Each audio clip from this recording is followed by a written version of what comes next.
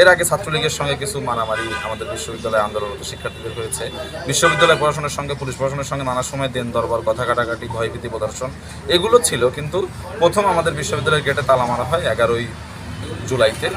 এরপরে 18ই জুলাই মূলত আমাদের বিশ্ববিদ্যালয়ে রাষ্ট্রীয় চার বাহিনী পুলিশ, বিজিবি, র্যাব এবং এপিবিএন এদের সঙ্গে বিশ্ববিদ্যালয়ের শিক্ষার্থীদের একটা মোটামুটি 3-3.5 ঘন্টার একটা সংঘর্ষ চলে এবং সংঘর্ষের পরে কিন্তু বাংলাদেশের প্রথম এই রাষ্ট্রীয় চার বাহিনী বিশ্ববিদ্যালয়ের শিক্ষার্থীদের কাছে আসলে আত্মসমর্পণ করে বিশ্ববিদ্যালয় এলাকা ছাড়ে। আমার মনে হয় যে জুলাই আন্দোলনে এটা একটা মাইল ফলক এবং সারা বাংলাদেশের শিক্ষা যে আন্দোলন চলমান ছিল তাদেরকেও এক ধরনের সাহস এই ঘটনা কিন্তু জুগিয়েছিল।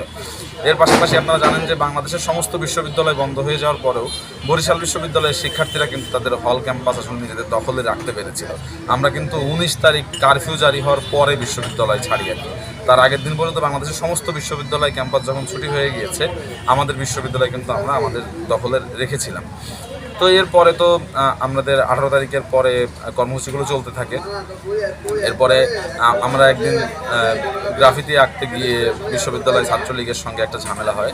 এরপরে 1 তারিখে আমাদের আন্দোলনরত শিক্ষার্থীদের বেশ কয়েকজনকে গ্রেফতার করে পুলিশ গ্রেফতার করে নিয়ে যায়। তারপর অবশ্য আমাদের বিশ্ববিদ্যালয়ের শিক্ষকেরা, বিশেষ করে বাংলা বিভাগের উন্মেষ রায় এবং অপর শিক্ষকের তৎকালীন প্রক্টর, এনারা গিয়ে কিন্তু আমাদের থানা থেকে উদ্ধার করে আনেন এবং আমাদের কিন্তু ওই দিন 11 জনকে গ্রেফতার করা হয়।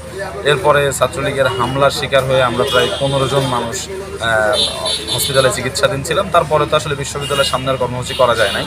আমরা আস্তে আস্তে বরিশাল ফতুল্লাবাদ এলাকাতে যে আন্দোলন, নগরবাসীকে যুক্ত করে যে আন্দোলন চলছিল সেই আন্দোলনে যোগদান করি এবং আন্দোলনের একটা পর্যায়ে এখানে আমাদের 5ই আগস্টের মধ্য দিয়ে তো আসলে একটা পরিণতির দিকে আমরা যাই। তো একটা বৈষম্যহীন বাংলাদেশ, একটা আওয়ামী দুঃশাসনের মধ্য দিয়ে যে শাসন, যে বৈষম্যের পাহাড় তৈরি হয়েছিল, মানে মানুষ যে আসলে রীতিমতো চাল ডালের স্বাধীনতা চাচ্ছিল, ভোট এবং ভাতের স্বাধীনতা চাচ্ছিল, সেই জায়গা থেকে আসলে প্রথম একটা নতুন করে যাত্রা শুরু আমরা 5ই আগস্ট করতে পারি। 5ই আগস্ট বিকালবেলায় যাত্রাটা শুরু হয়, কিন্তু আসলে স্বপ্নভঙ্গ হইতে আমাদের 7-8 দিনও সময় লাগেনি।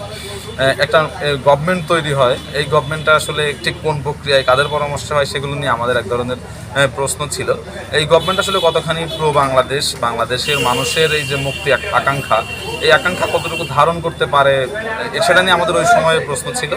তো এই আন্দোলনের জায়গা থেকে আমাদের যে প্রত্যাশাগুলো ছিল সেই জায়গা থেকে কিন্তু আমাদের বিশ্ববিদ্যালয়ের শিক্ষার্থীরা, বরিশাল ব্রজমোহন কলেজের শিক্ষার্থীরা, বরিশালের নগরবাসী সহ অপর শিক্ষা প্রতিষ্ঠানের যে সমস্ত শিক্ষার্থীরা রয়েছে এবং তরুণ এবং যুবক, তার সঙ্গে নাগরিকরা রয়েছেন, তারা যে একটা নতুন বাংলাদেশের স্বপ্নে আসলে এরপরে আপনারা দেখেছেন যে ট্রাফিকটা কন্ট্রোল করছে শিক্ষার্থীরা বা নগরবাসীর অন্যান্য লোকজন কিন্তু নিরাপত্তার দায়িত্বটা নিয়ে নিচ্ছে। পুলিশ মাঠে নাই, কিন্তু মানুষ যেন মানুষের উপর আক্রমণ না করে বসে, কোনো দুর্বৃত্তের হামলা যেন নগরবাসীর উপর না হয়, এই জন্য কিন্তু মানুষ নিজেরাই দায়িত্ব নিয়ে নগরীকে একটু শান্তিপূর্ণ জায়গায় রাখার চেষ্টা করেছে। কিন্তু এই স্বপ্নভঙ্গ আমাদের খুব দ্রুতই হয়েছে এবং আমরা দেখলাম যে আসলে আওয়ামী দুঃশাসন, আওয়ামী লুটপাটের মধ্য দিয়ে শেখ হাসিনার পলায়নের ঘটনার ঠিক পরপরই বাংলাদেশে অনেকগুলো ছোট ছোট শেখ হাসিনার জন্ম হলো, যারা একই রকম করে তাদের সক্ষমতা যতটুকু সেই তার মধ্যে থেকে আসলে লুটপাট, নিপীড়ন, দুঃশাসন এগুলো করতে থাকলো।